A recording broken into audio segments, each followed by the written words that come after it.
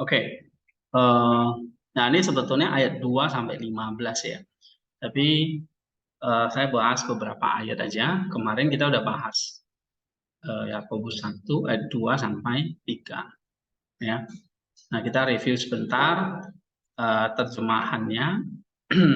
Sintaktik formnya kalian bisa lihat sendiri ya.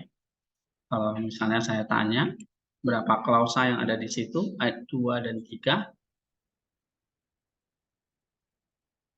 Berapa klausa?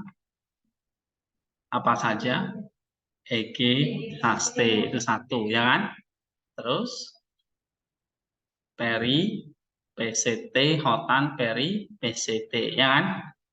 Dua. Terus, ginos, kontes, tiga. Terus, katerga, setai. Empat, ya kan? Nah, dari empat itu mana yang menjadi induk kalimatnya? Ege, saste. Jadi kalian mulai terjemahannya mulai dari ege, saste ini. Ya, karena ini induknya harus taruh di depan. Sama kayak kalian bikin paragraf kan gitu. Yang merah atau yang induknya itu kan di depan. Baru nanti evidence-nya atau kalimat-kalimat penjelasannya di belakang. Ya kan? Nah, waktu nerjemahin ikuti sintaktik formnya. Karena langkah kedua apa? Sintaktik form kan? Langkah ketiga terjemahan literal. Berarti terjemahan literalnya berdasarkan ini. Itu. Walaupun misalnya induknya itu bukan di ayat 2, bisa di ayat 3 atau ya. Contoh misalnya 1 Yohanes itu nanti kalau kita bahas 1 Yohanes itu induk kalimatnya di ayat 3 bukan di ayat 1. Nah, jadi kita terjemahannya mulai dari ayat 3. Gitu. Ya. Misalnya kalau kalian patokannya ikut 1, 2, 3 ini belum tentu urut gitu. Ya. Bisa jadi ege saste itu misalnya di ayat yang bukan di ayat yang pertama ya kan. Nah, ini kebetulan di ayat pertama ege saste. Right? Nah, ini induknya. And then ada berapa klausa atau anak kalimatnya?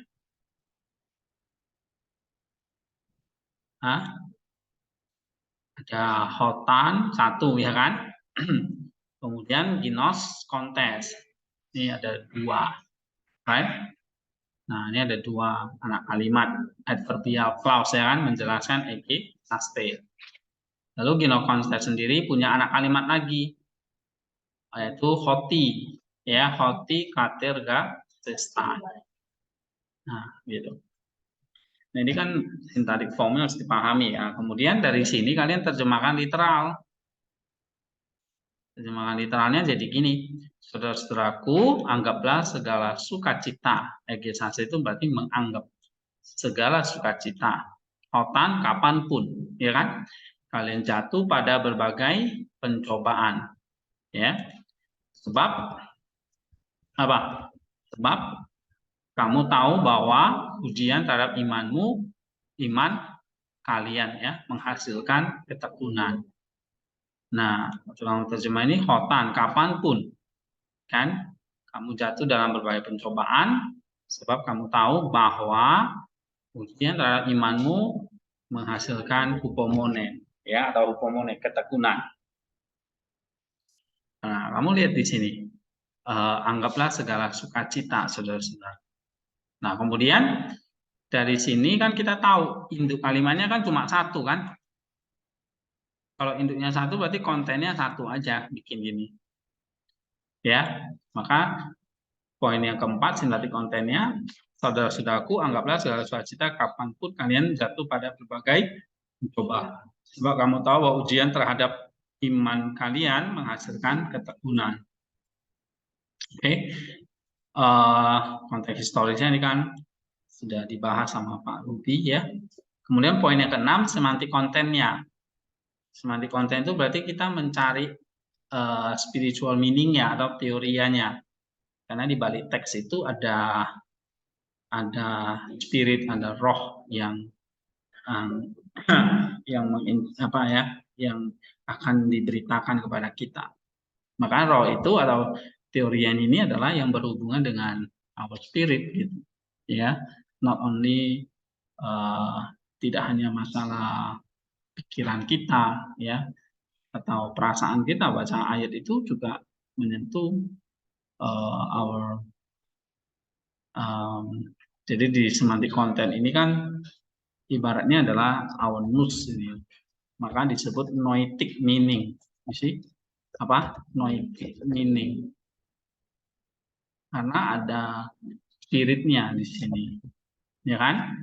Nah nanti di noetic meaningnya itu karena jiwa itu kan juga terdiri dari yang namanya mind, gitu, pikiran, rasio, ya, oke. Nah tapi ini juga ada heart-nya, it means that ada menyentuh apa our di sini ada desire, ya, emotion. Nah di sini masuk, right? Nah, obedience ini ini ketaatan, ya. Jadi dari desire jadi emotion itu jadi action, right? Nah, and then pengurusan itu jadi perfection, sempurna, ya kan? Atau kalau kalian masih ingat, Maximus itu mengatakan ada apa? Yang pemurnian jiwa itu ada 3 proses, ya kan? Ada namanya praktikos, oke. Lalu ada namanya pneumatikos, ya kan? Oke, praktikos, pneumatikos, dan teologi, ya, gnostikos gitu. Oke. Nah, ini teoritikos. Ini kalau praktikos ya berarti kita memang mempraktikkan actionnya di sini, ya kan?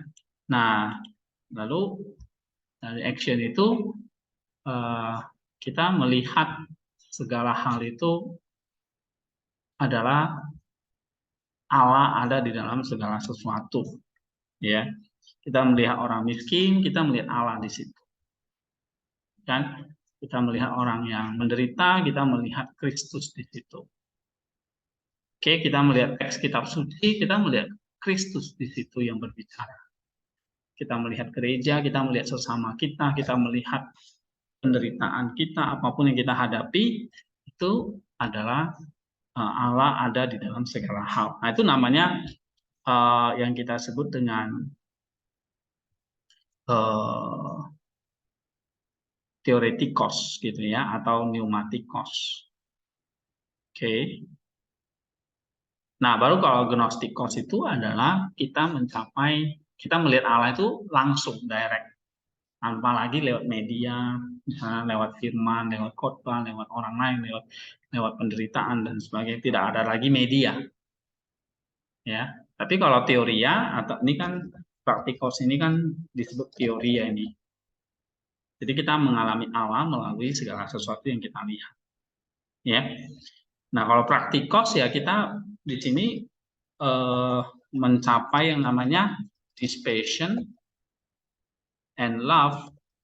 Dispassion itu artinya pengendalian diri, ya, mencapai pengendalian diri terhadap hawa nafsu, dan love itu kasih, ya, kebajikan tertinggi. Teori itu adalah kita punya vision, ya kan? Kita punya vision through anything gitu, through media, ya. Kita bisa melihat alam melalui segala hal. Melihat alam itu melihat Tuhan, melihat tadi yang saya katakan, keadaan itu we see Lord speak something to us, gitu, ya kan? Ya, kita seperti kayak kita melihat pencobaan atau penderitaan misalnya dalam Yakobus itu adalah kita melihat apa? Vision. Kita bisa melihat, oh, ini adalah Allah sendiri yang sedang menguji iman kita misalnya, atau Allah sendiri yang mau melatih ketekunan kita. Nah, melalui pencobaan. Nah, itu teori ya, kalau kalian bisa melihatnya seperti itu, ya. Tapi prakteknya adalah ya kita bertahan dalam pencobaan. Nah, akhirnya menghasilkan yang namanya love, ya, kasih. Tapi sebelum kasih itu kan ada macam-macam kebajikan, ya kan? Ada ketekunan, ada pengendalian diri, ada kemurahan hati, ada sukacita, ada damai sejahtera dan sebagainya. Nah, itu artinya buah-buah kasih, love. Tapi ada satu sisi yang kita perangi adalah memang hawa nafsu, ya. Lalu kita mencari teori dan akhirnya gnostikos itu adalah kita jadi serupa dengan Kristus. Oke, without anything, ya, tanpa media lagi kita bisa melihat face to face with Christ. Nah, ini nanti berarti perfection ini anagogiknya, ya kan? Nah, ini adalah spiritual yang diajarkan oleh para filokalia, ya, para filokalia seperti itu. Nah, kita membaca kitab suci itu dengan mindset seperti itu. So we have the practicals, kita harus berlatih memang, ya. Baca teks itu nggak cuma hanya sampai tahu di akal pikiran kita, tetapi harus sampai turun kepada desire, emotion, mind, ya, rasio. Kita harus memahami firman Tuhan, kita punya, ibaratnya orang heart itu menjiwai gitu, ya, and then baru melakukan dan akhirnya menyempurnakan. Nah, ini bisa diringkas jadi 3 poin seperti ini.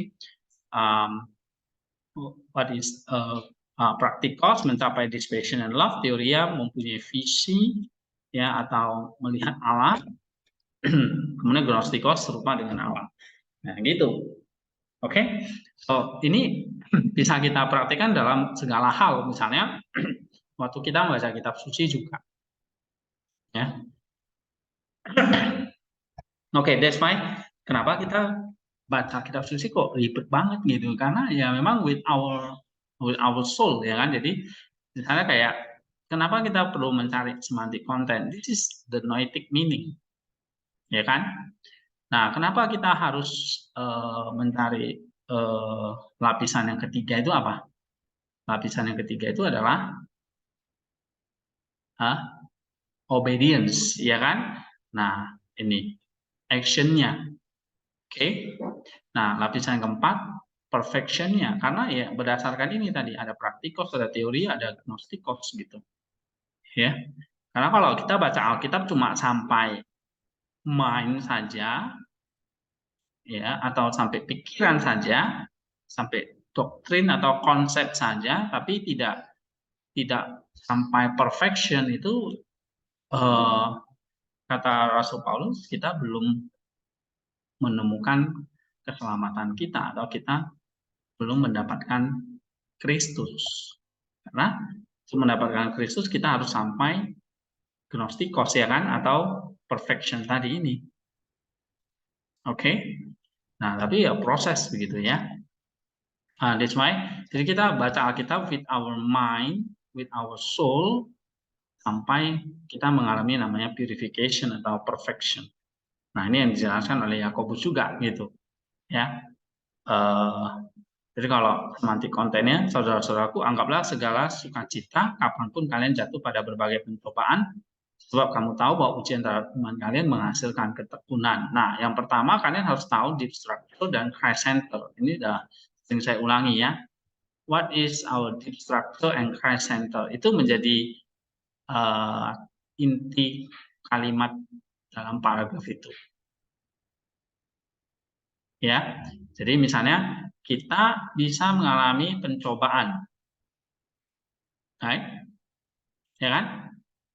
Dan itu adalah ujian terhadap iman. So atau mungkin di sini aja, ya. Nih, ya, kita bisa mengalami berbagai macam pencobaan. Nah, kan? Yang tidak terhindarkan itu adalah ujian terhadap iman kita. Ini. Itu inti kalimatnya di situ. This is our apa? Your deep structure. Jadi kamu baca teks ini, ya kan? Kamu baca teks ini, apa yang kamu pikirkan di situ? Oh, yang saya pikirkan adalah kita mengalami pencobaan dan itu adalah ujian terhadap iman. Ya. Oke. Nah, itu. Baru tapi kan nggak berakhir. Nah, kamu tambahin ini kalimat-kalimat berikutnya. Ini namanya kalimat apa? Kalimat penjelasannya. Ya kan? Nah, ini yang kita sebut evidence-nya misalnya.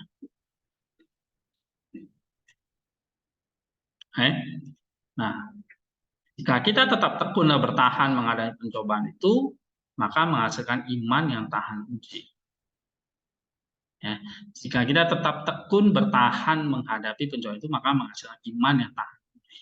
Dan ini yang disebut sebagai ketekunan Rasul Yakobus. So, kamu perhatikan di sini sangat noetik ya, artinya sangat menuntut pikiran kita ini. Apa yang dimaksud?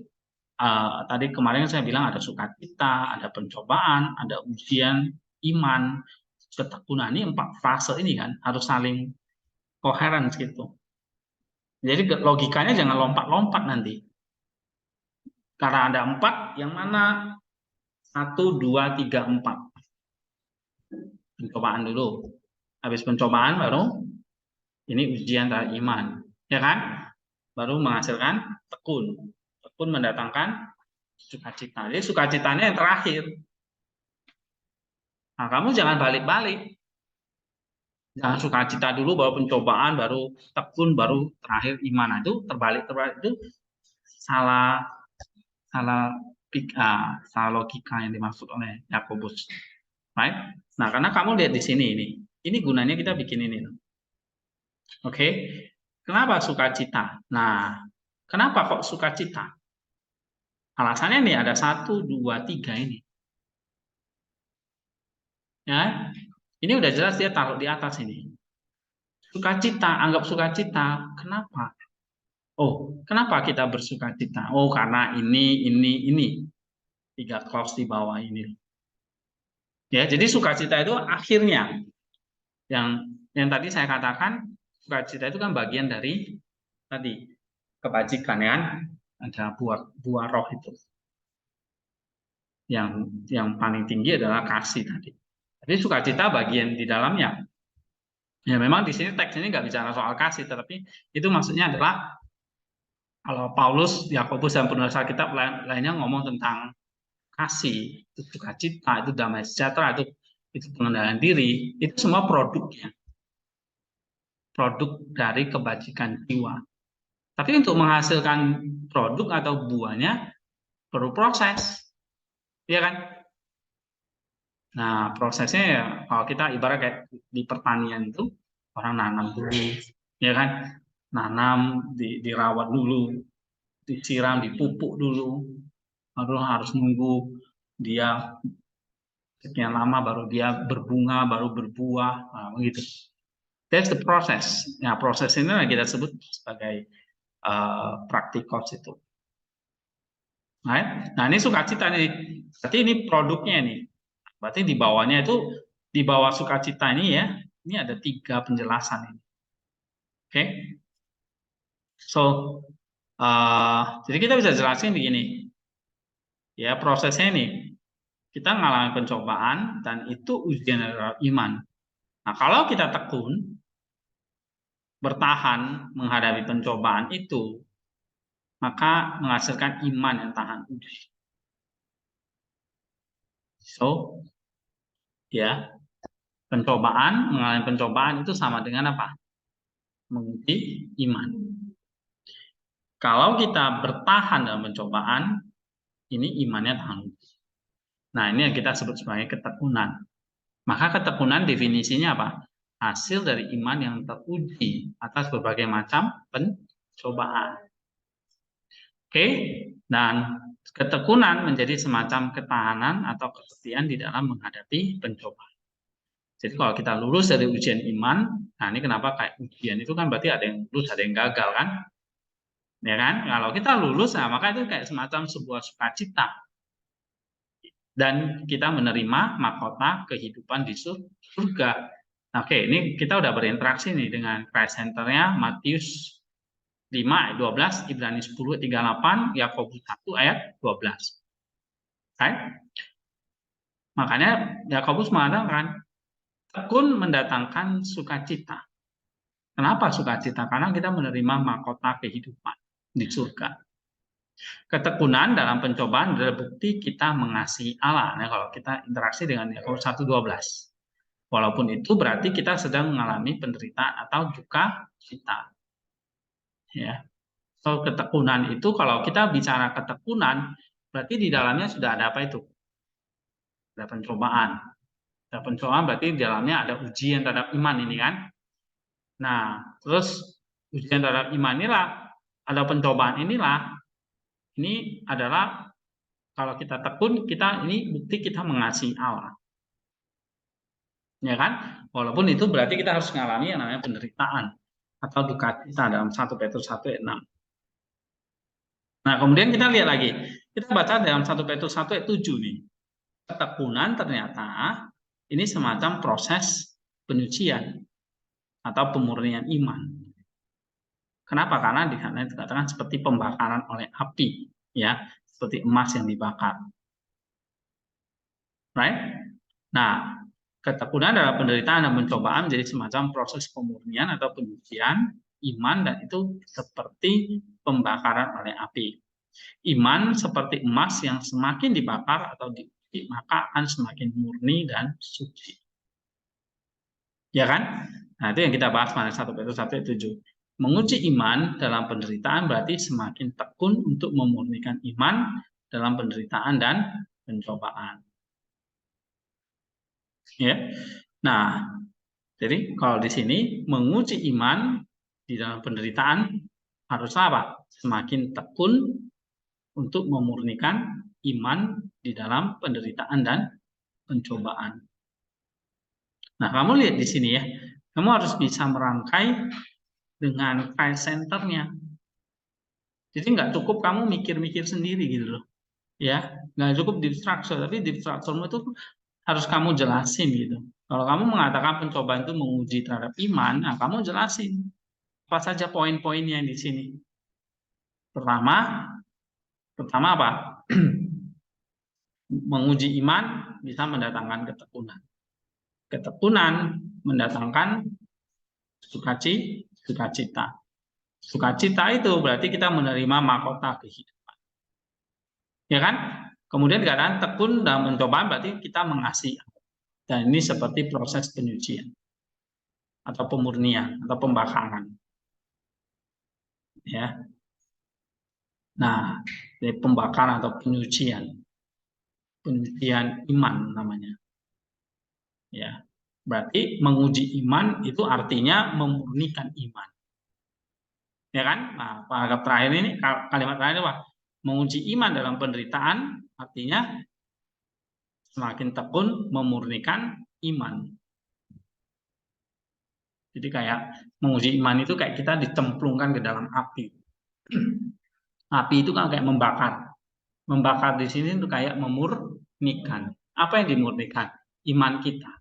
Makin dibakar, makin imannya makin murni. Nah, waktu kamu dibakar, nah itulah di situ kamu butuh ketekunan. Ketika kamu keluar dari pembakaran itulah kamu mengalami sukacita. Gitu. Ya, jadi di sini menguji iman sama artinya apa? Membakar atau memurnikan iman. Nah, menguji, memurnikan itu di dalam apa? Kalau api itu kan membakar ya kan. Jadi apa yang membakar kita? Pencobaan kita, apa api kita? Penderitaan dan pencobaan. Nah, waktu kamu masuk ke dalam api, kamu harus punya endurance atau semacam hupomone, ketekunan. Nah, berarti apa definisi ketekunan kita di sini? Tekun adalah semacam ketahanan, kesetiaan di dalam menghadapi ujian atau pemurnian iman, atau dalam menghadapi penderitaan dan pencobaan. Nah, gitu. Ya. So, maka ketekunan itu salah satu kebajikan yang kita harus miliki. Ya. Nah, apa kata Fathers di sini? Bagi para bapak gereja, obat untuk pencobaan ini, menghadapi pencobaan itu apa? Tekun. Ya kan? Nah, terus dia katakan, tekun ini adalah buah dari hikmat rohani yang hanya dapat diperoleh dari Allah. Jadi waktu kita menghadapi pencobaan, kan kita diajarin harus tekun. Dari mana datangnya tekun? Dari mana datangnya ketekunan itu? Nah, dia bilang dari hikmat rohani yang hanya diperoleh dari ya. Jadi tekun berasal dari mana? Hikmat rohani yang hanya dapat diperoleh dari Allah. Nah, ini kita tahu dari mana? Coba kamu baca di ayat yang ketiga. Sorry, ayat yang keempat. Ya, ayat keempat sampai ke 5 ini. Oke, 4 dan 5. Nanti kita bahas di sini. Tapi saya sudah meringkaskan dari buku tadi ya. Hikmat rohani hanya dapat diperoleh dari Allah. Tidak ada masalah untuk mendapatkannya selama orang-orang percaya meminta hikmat di dalam iman kepada Allah tanpa meragukan bahwa mereka akan menerimanya. So, dari mana kita bisa bertahan? Harus ada ketekunan. Ketekunan itu dapat dari mana? Dari hikmat rohani, spiritual wisdom. Nah, spiritual wisdom itu hanya bisa diperoleh dari Allah. Ya, nah, bagaimana kita memperoleh hikmat rohani? Ya, kita harus minta di dalam iman kepada Allah tanpa meragukannya. Jadi kita harus minta hikmat. Ya, jadi kalau kamu menghadapi pencobaan atau penderitaan, mintalah hikmat kepada Allah. Sehingga dari situ kita bisa mendatangkan ketekunan. Tapi waktu kamu minta hikmat, di sini Yakobus jelasin ya, bisa muncul keraguan. Oke, kita bisa muncul keraguan.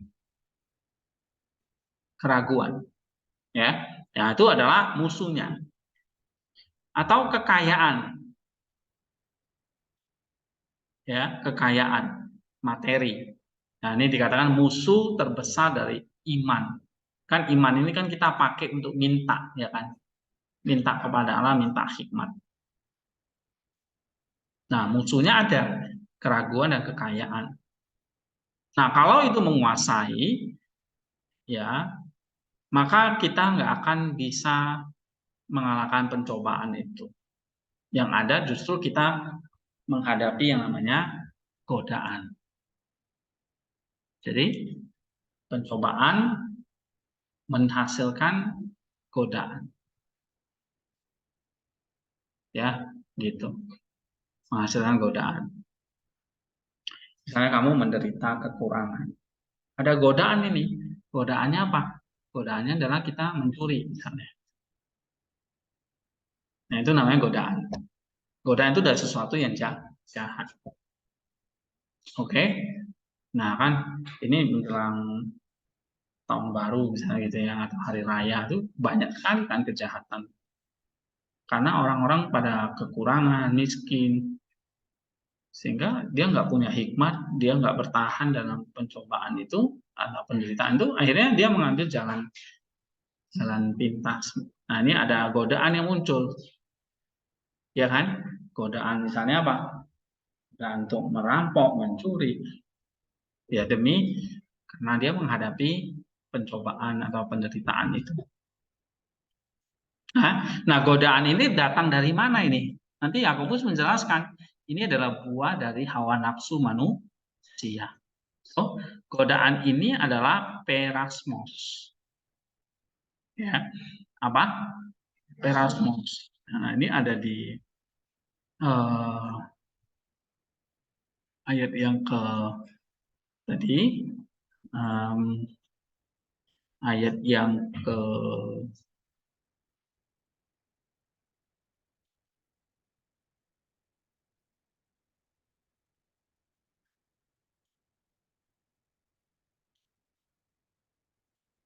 di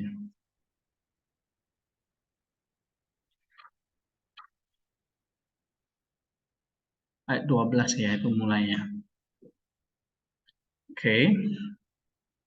Berbahagialah orang yang bertahan dalam pencobaan, sebab apabila ia sudah tahan uji, ia akan menerima mahkota kehidupan. Nah, kemudian bila sedang dicobai, pencobaan ini datang dari Allah. Ya. Nah, jadi ada kata perasmos atau perazzo, ya, mencobai atau menggoda, atau perasmos. Nah, perasmos itu adalah buah dari hawa nafsu manusia. Sebab itu sekutu dekat kesombongan. Ya, sehingga sangat penting ini mengatasi kelemahan dasar manusia, sebab kegagalan untuk melakukannya akan menyebabkan kematian rohani. Jadi kamu lihat di sini ya, ibaratnya kita udah jatuh ketimpa tangga pula, jatuh dalam pencobaan. Tapi ketimpa tangganya apa? Tangga perasmos atau godaan. Bisa kamu udah menderita miskin, oke, tidak punya apa-apa untuk dimakan misalnya. Timbul godaan kan? Godaannya adalah misalnya merampok atau mencuri. Nah, itu godaan. Godaan itu timbul dari mana? Karena ada hawa nafsu manusia. Misalnya nafsu lapar, ya kan? Atau nafsu untuk membeli sesuatu dan memperoleh sesuatu, ya, gitu. Ya, banyak sekarang orang yang hidup flexing ya, pamer-pamer kekayaan di medsosnya, pakai merek-merek branded gitu. Itu sebetulnya adalah congkak kesombongan yang adalah hawa nafsu. Gitu. Misalnya kayak serakah, ya, avaris gitu ya. Nah, serakah dengan materi. Itu adalah hawa nafsunya, ya. Kemudian ada perasmos, godaan. Godaan apa? Godaan itu pamer, untuk memamerkan, untuk menyombongkan diri. Ya, ini terjadi. Kamu lihat banyak, akhirnya kan banyak itu ya, ditangkap gubernur, ditangkap bupati, ditangkap sama istrinya, gitu. Itu karena dia kalah berperang dengan godaan. Right? Nah, ini kata Chrysostom. Bersiaplah untuk menghadapi banyak godaan. Oke, mereka akan menjadi seperti arus deras yang hanya dapat dilalui oleh perenang yang kuat. Nah, kalau sebelum ke sini, kamu bisa ngerti ya urutannya. Urutannya adalah kita bisa jatuh di dalam pencobaan, ya. Oleh karena itu, obatnya adalah tekun. Gimana cara memperoleh obat itu? Punya hikmat rohani yang kita bisa peroleh dari Allah. Tetapi untuk memperoleh hikmat ini ada musuh. Yang paling utama adalah keraguan dan kekayaan materi. Oke? Nah, keraguan dan kebimbangan ya, keraguan dan kekayaan materi. Nah, ini akhirnya membuat manusia bisa jatuh pada kesombongan dan kecongkakan manusia. Ragu kepada Allah, jadi mengandalkan dirinya sendiri tanpa Allah lagi. Itu sombong. Kaya materi ya orang jadi congkak. Ya, satu mengandalkan diri sendiri, satu mengandalkan kekayaannya atau congkaknya. Nah, itu kalau kita nggak punya hikmat rohani. Nah, berarti kalau kita nggak punya hikmat rohani, kita akan jadi orang yang sombong, congkak. Akibatnya kita nggak punya ketekunan menghadapi pencobaan. Nah, pencobaan itu kan maksudnya di sini kan seperti godaan. Ya, pencobaan itu sifatnya selalu menggoda. Oke. Tapi sisi positifnya adalah itu menguji iman kan. Tapi pencobaan itu selalu negatif karena itu godaan.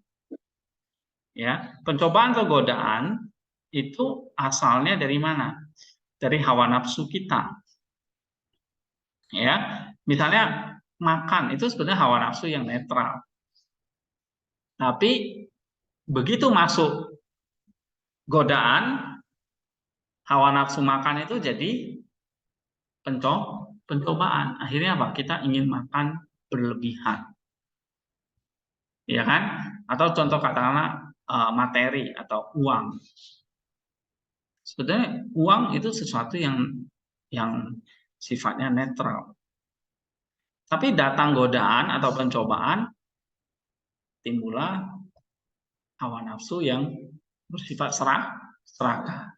Jadi serakah ya, atau avaris, atau serakah dalam materi, dalam makanan, glutoni ya, itu adalah hawa nafsu yang sakit, yang nggak sesuai kodratnya.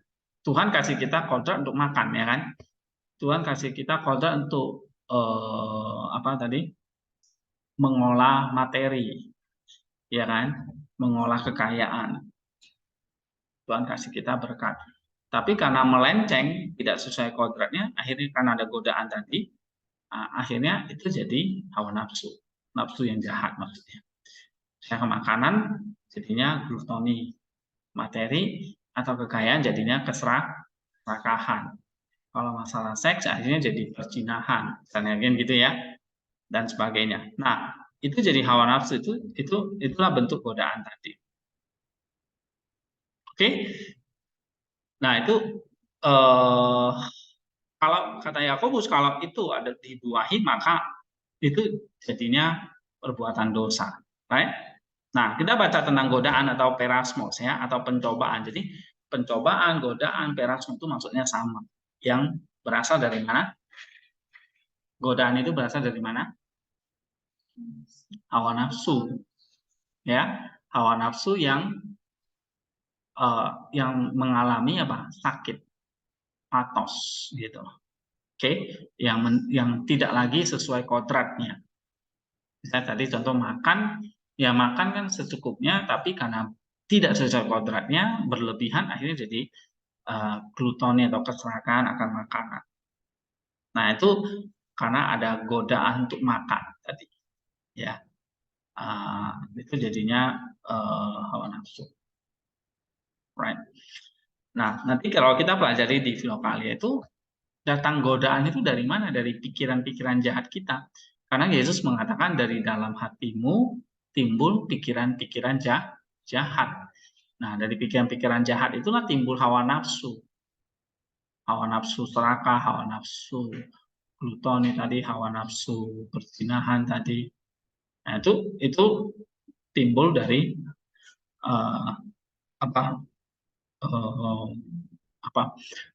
godaan-godaan yang membuahi hawa nafsu kita. Akhirnya jadinya hawa nafsu yang jahat. Nah, hawa nafsu yang jahat atau itu sebetulnya hasil dari pikiran-pikiran jahat. Nah, pikiran-pikiran jahat itu dari mana? Dari dalam hati kita. Itu. Ya. Nah, jika hawa nafsu itu dibuahi, akhirnya jadi perbuatan. Nah, kata Kiril, hawa nafsu itu datang atau godaan itu datang keras seperti perenang yang kuat. Ya. Dan hanya seperti arus deras ya, yang hanya dapat dilalui oleh perenang yang kuat. Sukacita iman, nah ini ya, dibuktikan melalui ketekunan. Jadi kata Simeon atau Okumenes di sini, kita bisa mendapatkan sukacita jika ada ketekunan, ya. Dan tidak ada seorang pun yang bisa merampas sukacita ini. Kita dicobai oleh Kristus untuk belajar keutamaan kesabaran, maksudnya ketekunan dan iman. Kita tidak boleh patah semangat oleh pencobaan. Kemurnian iman disempurnakan oleh kesabaran dalam menghadapi penderitaan. Ini tadi yang saya katakan, ya kan? Jadi kalau kita menghadapi pencobaan atau godaan, ini adalah memurnikan iman. Nah, iman ini yang dimurnikan harus di dalam ketekunan atau kesabaran di sini ya, gitu. Mengusir ketakutan atau keraguan. Nah, kita berdoa agar iman yang membenarkan dapat bertumbuh dalam diri mereka yang telah memilikinya, dan juga agar iman tersebut dapat diberikan kepada mereka yang belum menerimanya. Kita harus meminta kepada Allah hikmat di sini, kebijaksanaan rohani untuk menghadapi pencobaan. Jadi dari mana datangnya ketekunan? Dari hikmat rohani.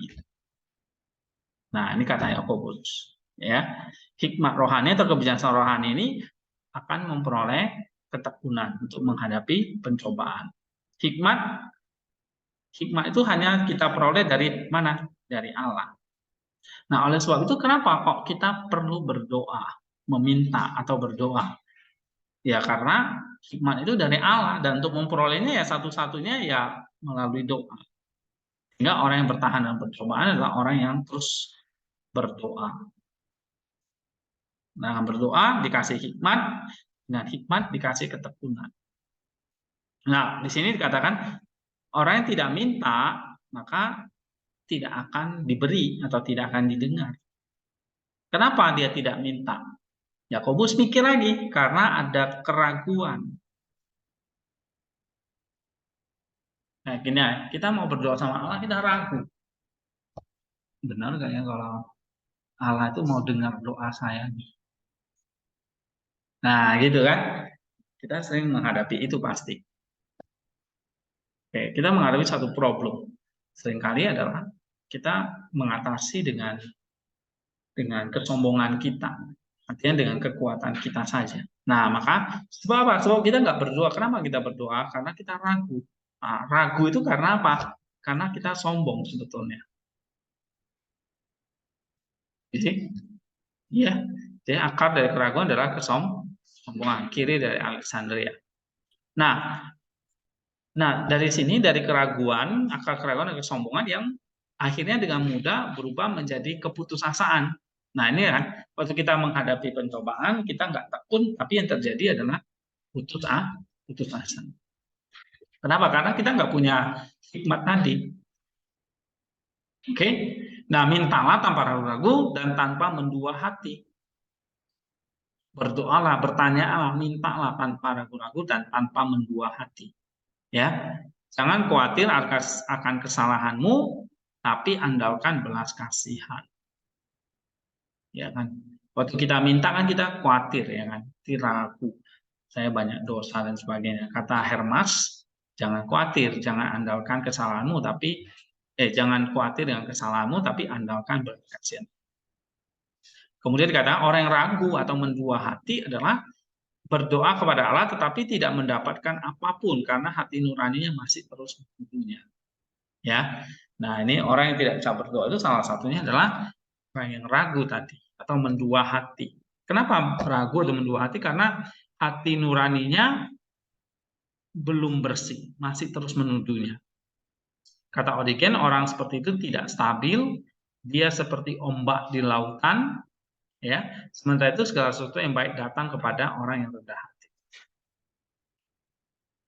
Lalu hanya mereka yang tekun atau bertahan dalam penderitaan, pencobaan adalah yang diberi upah. Nah, kita tahu upahnya tadi mahkota kehidupan tadi. Ya. Apa yang membanggakan orang kaya adalah apa yang menjatuhkan mereka. Kekayaan mereka rentan, semakin berat penderitaan ditanggung oleh orang benar, semakin berani kemenangan mereka. Sebuah mahkota menanti mereka. Yakobus mendorong harapan bahwa situasi saat ini akan diperbaiki. Setiap ujian yang datang dari Allah adalah untuk kebaikan, bukan kejahatan. Oke, tidak demikian halnya dengan iblis yang mencobai untuk membunuh dan tidak mengenal kita sebagaimana alam kita. Allah terkadang meninggalkan kita untuk menyatakan keinginan kita yang keras kepala. Untuk menemukan obatnya, maka kita harus disembuhkan. Apa yang harus disembuhkan? Tadi nafsu tadi. Ya, nafsu alamiah kita harus disembuhkan. Misalnya tadi kita ada keraguan, kita ada mendua hati. Nah, itu yang harus disembuhkan. Sehingga dari situ timbul ketidakraguan. Dari situ kita minta hikmat. Kita bisa berdoa dan Tuhan kasih hikmat dan kita memperoleh ketekunan. Nah, dengan ketekunan itulah mendatangkan sukacita tadi. Ya. Nah, Agustinus mengatakan kita seperti orang sakit yang harus disembuhkan. Ya. Nah, bagaimana menyembuhkannya adalah dengan anugerah Allah, ya, meminta akan belas kasihan Allah, untuk menyempurnakan kita, menyembuhkan kita. Oke, jadi pada akhirnya memang untuk mengatasi pencobaan itu adalah kita harus minta hikmat dan belas kasihan untuk menyembuhkan keraguan kita, menyembuhkan hawa nafsu kita, ya. Nah, di sini dikatakan nafsu tidak melahirkan kecuali jika ia tidak mengandung kecuali ia menerima persetujuan untuk melakukan kejahatan. Sampai kita melahirkan pikiran-pikiran kita yang rusak, kita tampak bahagia dan sukacita. Tetapi begitu anak jahat dosa lahir, kita merasakan kesakitan karena kita melihat rasa malu yang telah kita lahirkan. Nafsu membujuk dan mendesak secara positif mendorong kita untuk melakukan sesuatu yang buruk. Jika kita merenungkannya dengan sukarela, maka nafsu akan mengandung dan melahirkan. Seperti pencobaan, sugesti, dan persetujuan adalah 3 tahap pencobaan. Oke, nah ini nanti tidak bahas di pencobaan ya, sampai melahirkan dosa. Nah ini kan overview-nya ya, atau ringkasannya dari ayat 2 sampai 15. Nah untuk lebih jelasnya kalian harus baca detail di sini. Ya, nah misalnya kita lihat ayat yang keempat. Ayat yang keempat, de hupomone ekito ergon teleon. Ya kan? Nah, ini kamu baca di sini dulu. Tetapi atau dan ketekunan itu memiliki apa? Erketo. Ekito ergon teleon. RSV terjemahkan apa? Ayat yang keempat.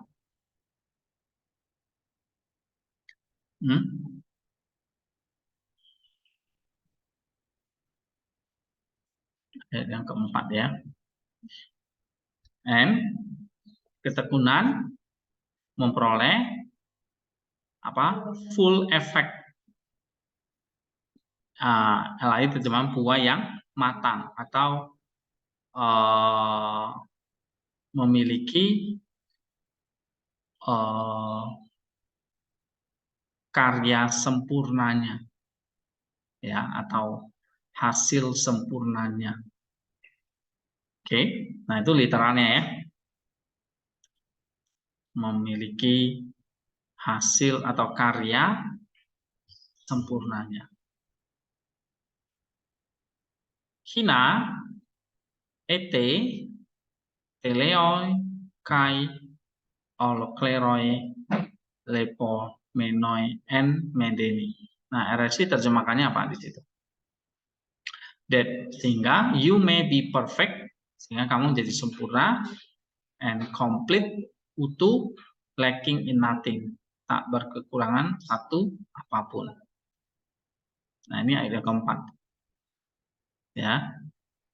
Nah, jadi kamu terjemahin di situ. Jadi biarlah atau kamu terjemahkan dan ketekunan apa memiliki karya sempurnanya, sehingga kamu atau kalian sempurna, kemudian utuh, dan tidak berkekurangan satu apapun. Nah itu literalnya ya kan.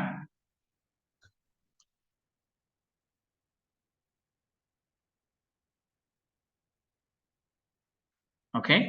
Nah sekarang apa artinya ini?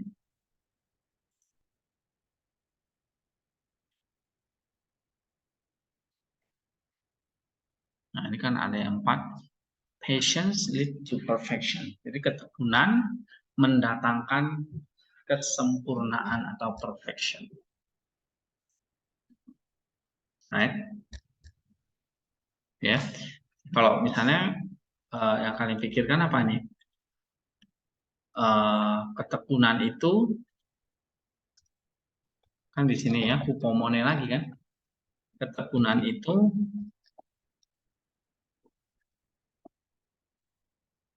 apa? memperoleh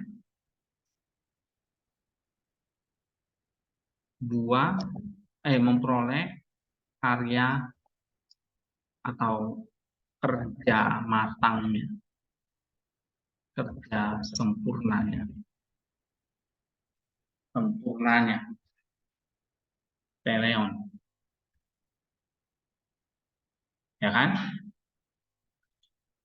Terus supaya kamu menjadi sempurna, utuh dan tak kekurangan apapun. Apa artinya ini?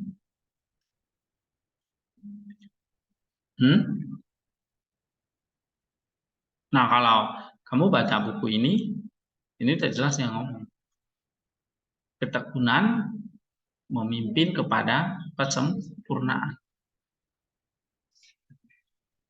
Ya kan? Ketekunan memimpin kepada kesempurnaan. Nah, kalau kalian apa?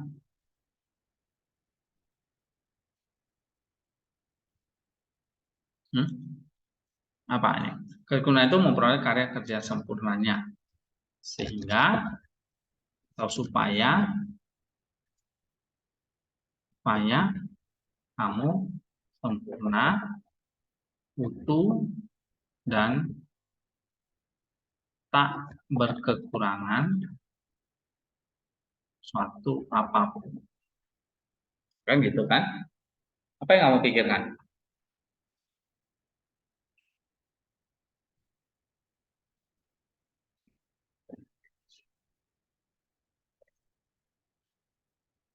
Nah, kalau buku ini udah jelas, dia akan ngomong begini. Ketekunan atau patience ini leads to perfection. Ya kan? Gitu. Berarti di sini apa? Ketekunan itu memperoleh karya kerja sempurna. Supaya kamu sempurna, utuh, dan tak berkurang satu apapun. Ya kan? Ini kan satu konten. Nah, sekarang semantik kontennya apa?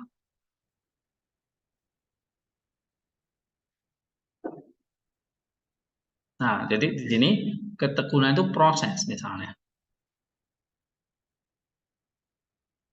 Ya kan? Ketekunan itu ada proses menuju kesempurnaan. Nah, sehingga di sini kalau kita memperoleh ketekunan yang sempurna, maka kita disebut sempurna, utuh, tak berkekurangan satu apapun. Nah, itu maksudnya. Berarti memang ketekunan membuat diri kita jadi sempurna. Ya, nah, kamu bisa menulis ini, ketekunan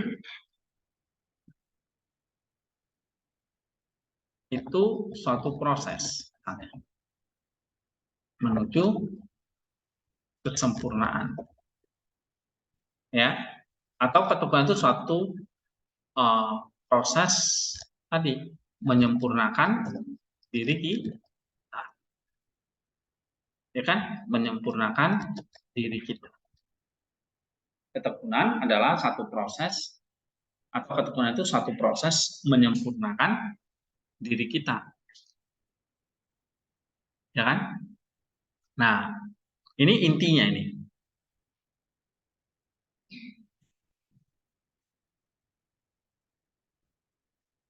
Oke, sekarang kamu bangun kalimatnya.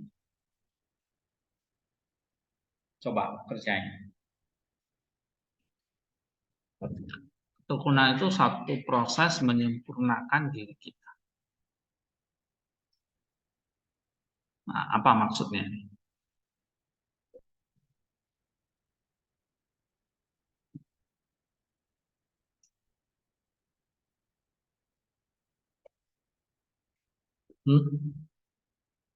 Caranya gimana kita melanjutkan ini? Kamu lihat Christ Center-nya, kamu lihat Ecclesia-nya, kan gitu. Ya kan? Misalnya ayat 4, di situ ada kata Hupomone eketo ergon teleon. Karya sempurna. Sempurna itu satu proses. Oke? Karena kata eketo itu present yang sifatnya continue, terus-menerus. Right? Terus menerus sampai LAI bagus ya terjemahannya, buah yang matang, sampai matang. Kalau ibaratkan seperti buah, jadi buahnya itu matang. Nah, kalau tekun itu sempurna, maka tujuannya apa? Supaya kamu sempurna. Ya kan? Kalimat itu kan kita harus pahami itu. Jadi kamu bisa ringkas jadi kayak gini nih. Oke, ini kan terjemahannya nih. Nah, kamu ringkas jadi gini. Ketekunan suatu proses menyempurnakan diri manusia atau diri kita. Kan gitu. Nah, terus apa lagi? Ini yang ngantuk-ngantuk saya lemparin nanti ya. Biar benjol. Dan kamu gak akan ngantuk semua hidup.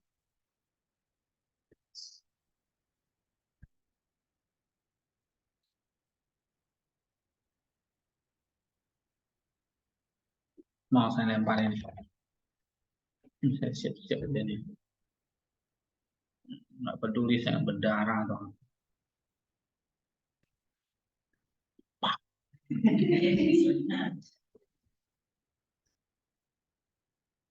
Pak, Gunawan, kayak senternya apa?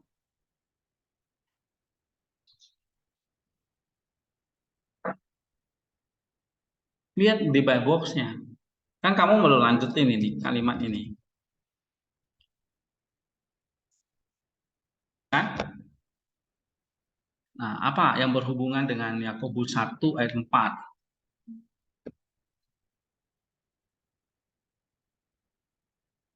Berapa? Oke. Kan sudah diajarin caranya. 5, 4, 8. Jadilah sempurna sama seperti Bapamu sudah adalah sempurna. Kamu bisa nulis.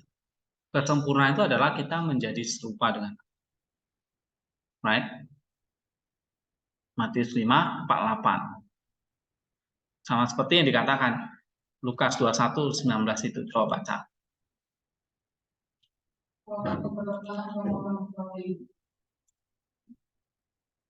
Kalau kamu tetap bertahan, kamu akan memperoleh hidup kamu. Ya kan? Kalau kamu bertahan, kamu akan selamat, maksudnya itu. Ini di sini yang dipakai lagi kata hupomone.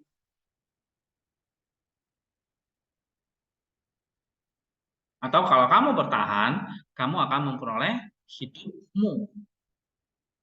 Nah, ini Lukas 21 ayat 19 itu penting. Iya kan? Berarti kamu nulisnya gimana?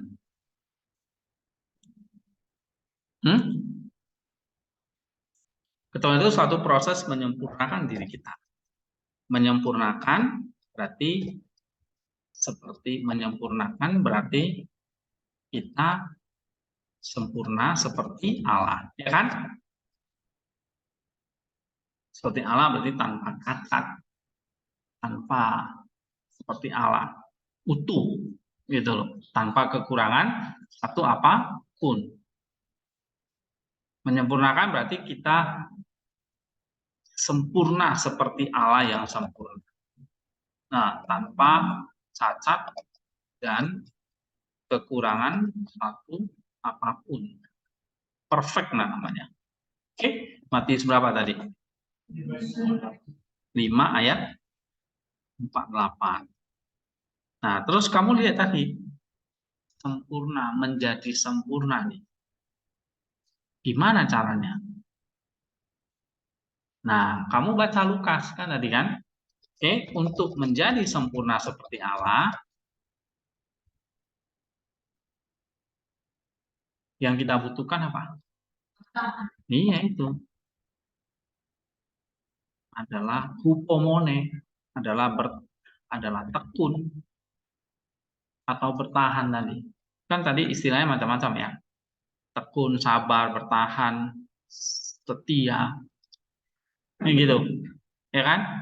Nah, Untuk menjadi sempurna seperti Allah yang kita butuhkan adalah tekun sampai akhir. Oke, tekun sampai akhir hidup. Maka ini ya, kamu lihat di sini Lukas berapa? 21 atas. Gitu. Nah, kamu tetap bertahan, kamu akan memperoleh hidup. Ya. Atau kita lihat Matius 10 ayat 22. Coba di situ pakai kata apa lagi? Hupomone kan? Right? Hupomeno kata kerjanya ya kan? Kata bendanya hupomone. Coba baca Matius 10:22. And you will be hated by all my name's sake, but he who endures to the end will be saved. Ya kan? Coba baca. Dan kamu akan dibenci orang karena namaku, tapi orang yang bertahan sampai pada kesudahannya akan selamat. Jadi hidup itu maksudnya selamat.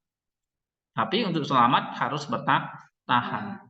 Maka untuk menjadi sempurna seperti Allah yang kita butuhkan adalah tekun sampai akhir hidup. Ya kan? Nah, kamu bisa kasih di sini apa? Matius berapa? 10 ayat 22. Nah, ayat-ayat ini yang menginspirasi, misalnya salah satunya, kamu kan bisa ngutip kayak kalau kamu baca John Climacus misalnya, ya tangga itu. Dia kan juga bicara tentang salah satunya adalah perseverance. Perseverance itu maksudnya ketekunan atau kesetiaan gitu. Ya. Nah, ini salah satu ayat yang penting di dalam John Climacus, bertahan sampai akhirnya. Kamu bisa mengutip apa yang dia maksud dengan bertahan di sini atau tekun di sini. Ya kan? Tekun sampai akhir hidup. Untuk menjadi sempurna seperti Allah yang kita butuhkan adalah tekun sampai akhir hidup. Ya kan? Tekun mendatangkan keselamatan atau kehidupan. Nah, kutip misalnya John Climacus. Nah, kan saya udah pernah nulis ini tentang John Climacus. Kamu cek di sini. Kan bisa manfaatin ini yang WordPress ini tentang ketekunan. Right? Walaupun misalnya di sini nggak ada nih. Ya, tapi nggak mesti harus selalu yang Yakobus. Kita bisa ambil yang Advance yang berkaitan dengan misalnya ketekunan. Ya, di sini. Nah, tekun mendatangkan keselamatan atau kehidupan. Oke, ini di dalam Lukas dan Matius 10:22. Nah, Matius 10:22. Ya. Oke. Nah, kemudian apa lagi? Christ Center-nya. Coba kita kembali ke Yakobus 1 ayat 4. Di situ ada Kolose 4 ayat 12. Coba baca. Salam dari dia seorang dari kamu atau Kristus Yesus yang telah berkumpul dalam banyak kamu supaya kamu berdiri teguh sebagai orang-orang yang dewasa dan yang berkeyakinan dengan segala hal yang dikehendaki Allah. Oke, di situ kan ada kata hupomone-nya nggak?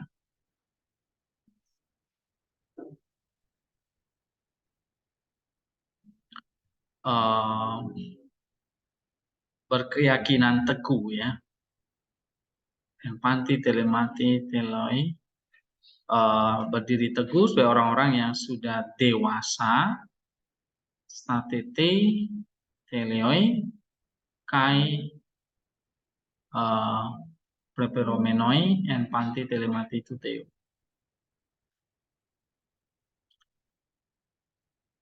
Oke. It's not very relevant ya. Kalau kurang relevan ya nggak usah dikutip gitu. And then coba kembali ke Yakobus 1 ayat 4.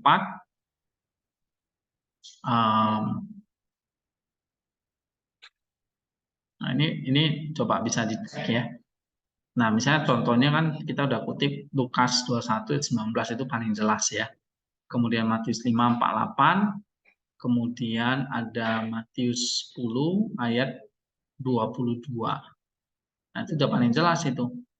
Kalau kita baca di Holde Hupomenas Estelos Autos Sote Setai. Sote Setai dia keselamatan, memperoleh keselamatan.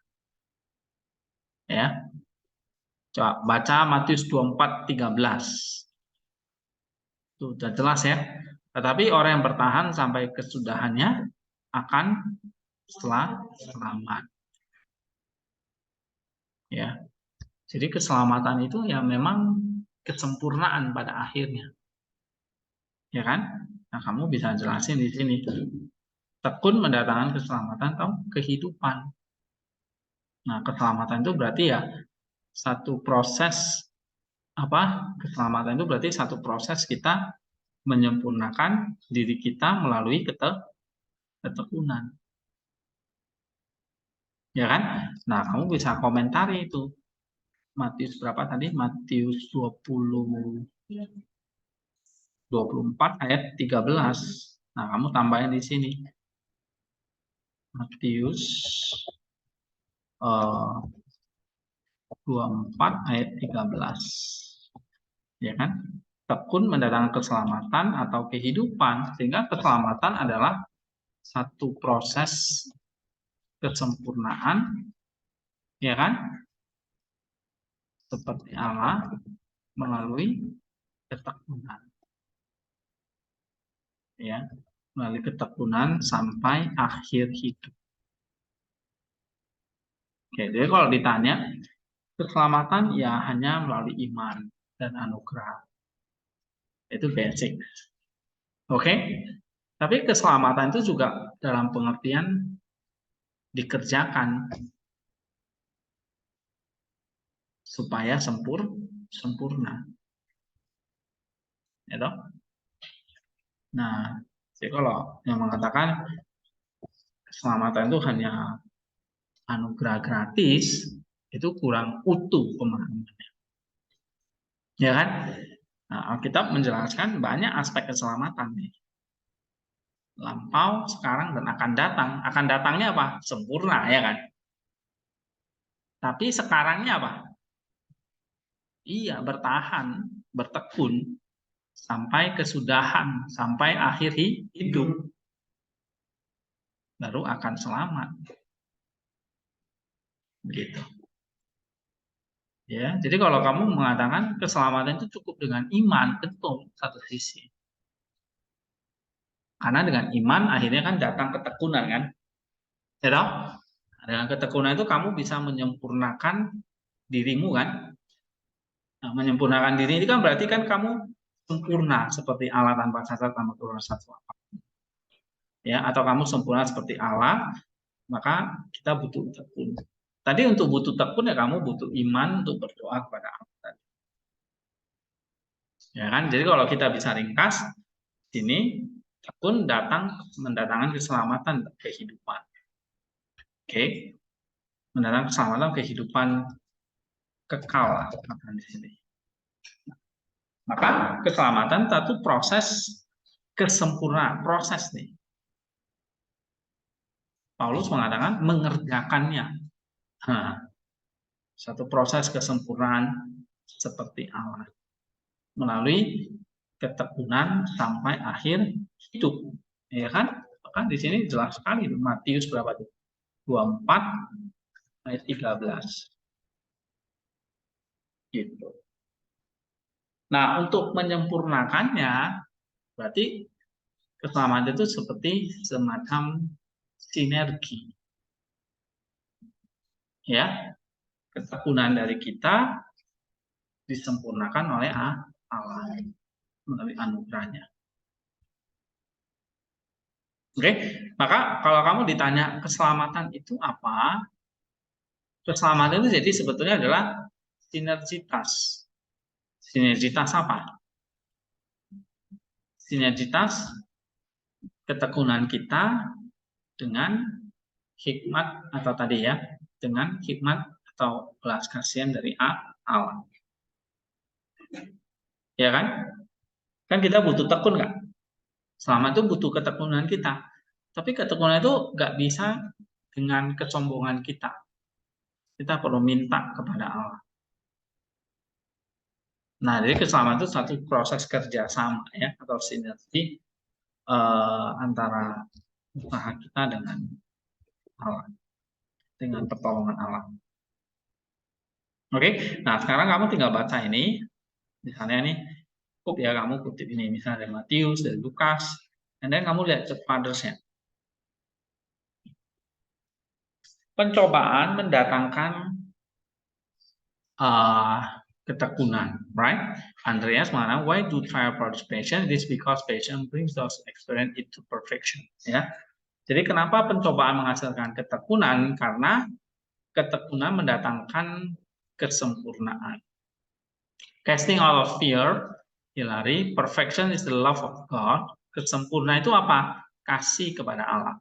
Which is that very same perfect love which casts out fear. Karena kasih yang sempurna mengusir semua ketakutan. That is the fear of being tempted. Perfection is also patience, which is the guardian of the soul. As scripture say, by your patience you will gain your soul. Oke, ini sama tadi Hilary juga mengatakan yang sama, bahwa sempurna ya berarti kamu proses bertekun. Ya mengutip ayat Alkitab juga, lewat ketekunanmu kamu memperoleh jiwamu, tadi kamu memperoleh hidupmu.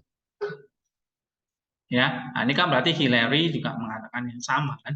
Jadi kamu bisa masukkan di sini.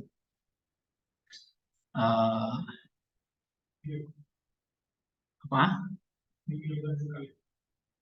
Ya, suatu proses sampai akhir hidup.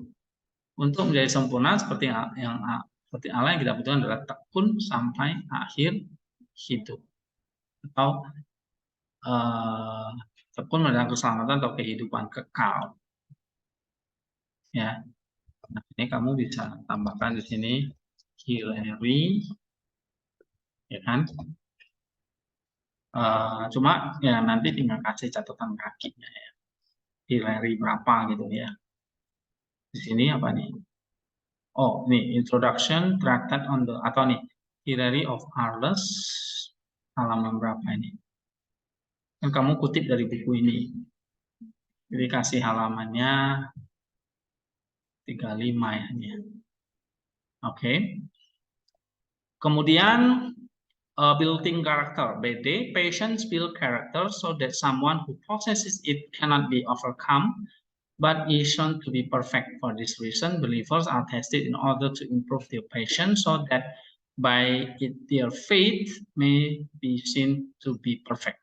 Artinya apa ini? Ketekunan membangun karakter. Ya, membangun jiwa lah maksudnya itu. So that someone, maka kita memiliki ketekunan itu ya cannot be overcome, tidak bisa dikalahkan. Tetapi membuat kita jadi sempurna. Ya. Oleh sebab itu kita orang percaya ini diuji supaya apa? Memperoleh ketekunan. Ya, sehingga imannya bisa jadi sempurna. Nah, ini BD. Jadi mirip dengan yang kita katakan tadi.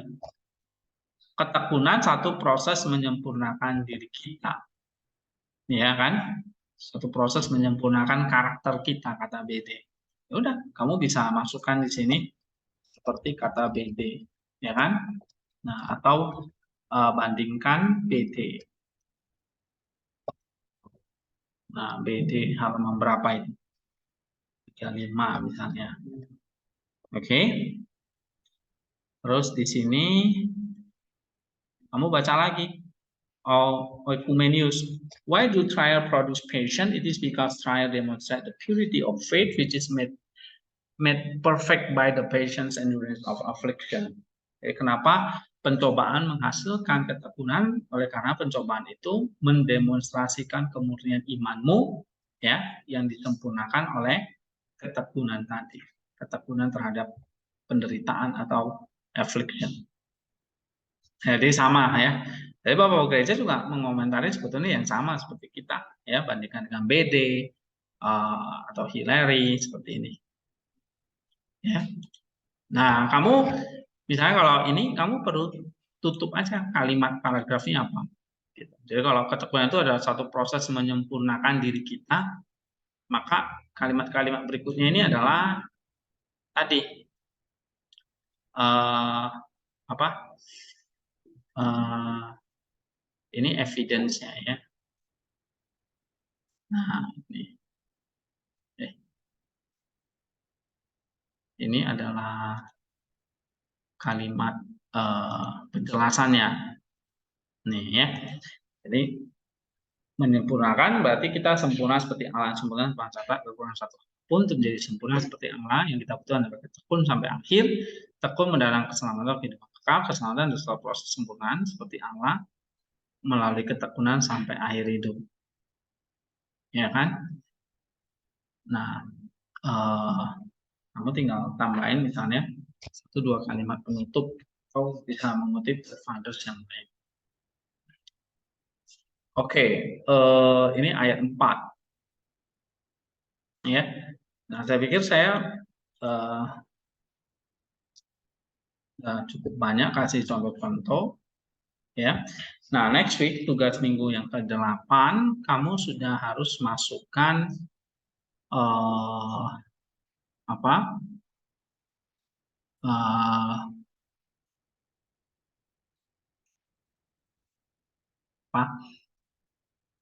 mulai ya, kamu mulai kerjakan semantik konten kamu. Ya. Benar ya. 7 atau ke-8 ini? Minggu depan apa? Ke-8 ya. Nah, jadi tugas mingguan 8 itu kalian sudah mulai kerjakan paper kalian. Jadi kalau yang namanya paper berarti mulai kerjakan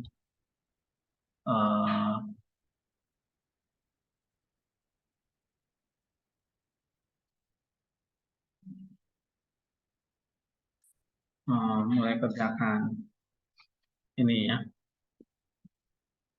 langkah 1 ya kan, langkah 1 berarti teksnya apa, kedua sintaktik formnya jelaskan, 3 buat terjemahan literalnya, keempat buat sintaktik kontennya, ya, kelima bikin konteks historisnya, tapi paling enggak misalnya 1-4. Nah, itu disempurnakan. Jadi semua masing-masing punya teksnya. Ya. Nah, lalu kerjakan langkah yang kelima, bikin konteks historisnya. Lalu yang keenam, nah yang keenam ini yang paling sulit, buat paragraf-paragrafnya dari sintaktik kontennya. Ya, tapi itu tugas berikutnya. Ini tugas yang ke-8, bikin langkah 1-5. Nih, ya. Jadi kalau kalian nggak mengerjakan, ya itu salah kalian. Kalian nggak nyicil tugasnya berarti. Oke, jadi mulai ke-8 dan seterusnya. Jadi kalau nanti sampai tugas ke terakhir, ya papernya selesai. Ya kan? Tinggal nanti dikoreksi terus diubah bentuk jurnal. Nah, nanti jurnal yang memang bagus baru upload ke jurnal, yang jelek-jelek nggak usah. Ya. Soalnya kalau semua diupload, yang jelek-jelek juga diupload, kalian nggak serius. Jadi yang benar-benar bagus nanti baru saya kasih template. Karena kalau jelek juga diarsip nanti. Oke, jadi yang benar-benar bagus, tapi bikin paper semua wajib. Nah, nanti saya seleksi yang bagus, ya semoga sih semua bagus, sehingga bisa diupload ke template, bisa upload ke atau kirim ke jurnal. Nah, jadi 1 minggu ke depan kalian pikirkan mana ayat yang betul-betul ingin kalian eksegesis, ya. Tentu nanti ayatnya saya cek kalau udah oke, tapi kalau enggak saya bilang ini harus nambah lagi atau dikurangi misalnya, ya paling enggak pilih memang satu satu sintetik konten ya. Misalnya kalian pilihnya itu contohnya jangan kepotong sintetik kontennya karena pedomannya di situ. Ya. Misalnya contohnya ini 1 Yohanes 1 ayat 1 sampai 4 itu satu konten itu. Jangan kamu penggal. Iya, kamu misalnya ambil ayat 3-nya aja. 1-2-nya padahal masih satu kalimat. Nah, itu nggak bisa. Karena masih satu clause misalnya gitu. Ya, contoh misalnya ini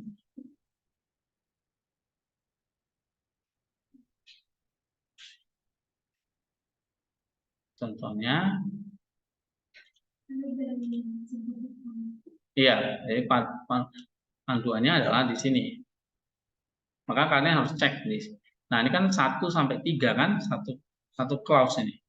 Jadi kamu nggak bisa ngambil ayat 3-nya doang atau ayat 1-nya saja gitu. Kamu penggal misalnya ininya kamu buang, nggak bisa. Ini harus diambil semua kayak gitu. Ya.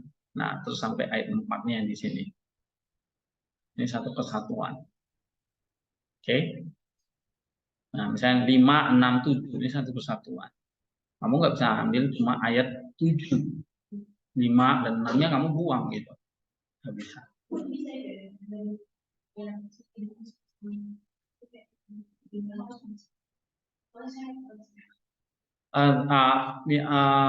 Sebetulnya lihat juga ya, maksud saya kalau mau ambil yang satunya gitu ya. Ini kan contoh maksudnya. Saya juga belum lihat 5 itu sampai berapa satunya. Tapi ya, tapi nggak boleh cuma misalnya 6, 7 ini kan satu kesatuan, kamu ambilnya cuma 6 misalnya gitu, nggak boleh. Iya, synthetic form dan ya di ya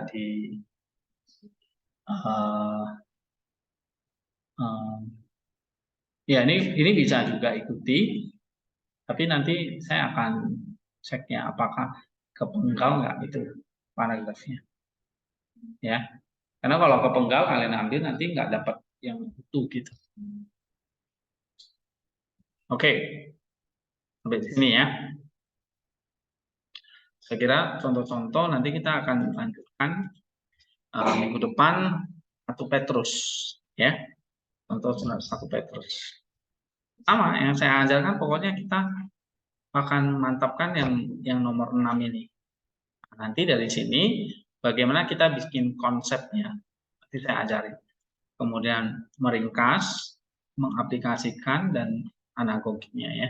Tapi yang memang paling sulit adalah langkah ke-6 ya. Jadi menuliskan paragrafnya yang benar, instructornya, Christ centernya, kemudian eklesialnya.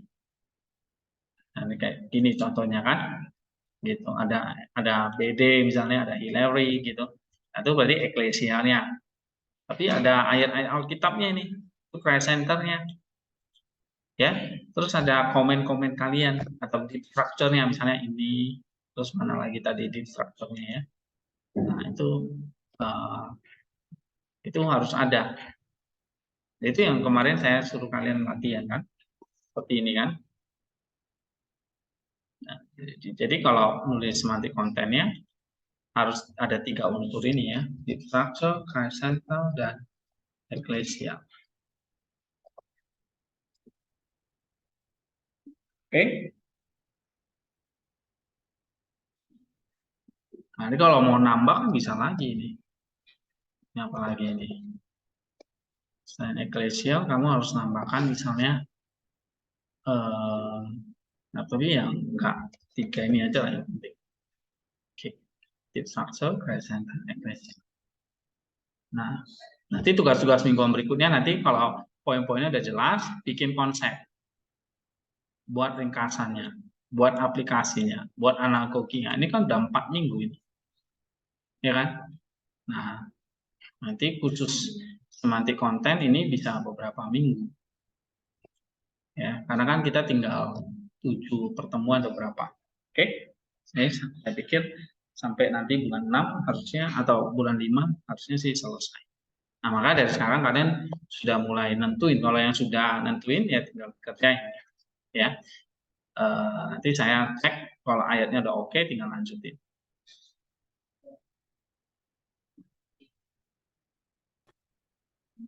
Oke, yang di online paham ya?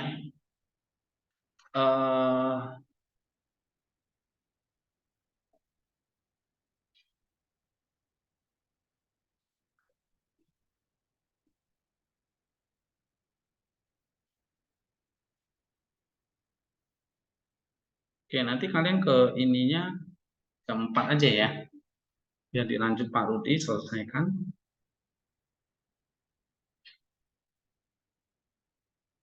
Oke, yang mau pergi siapa emang?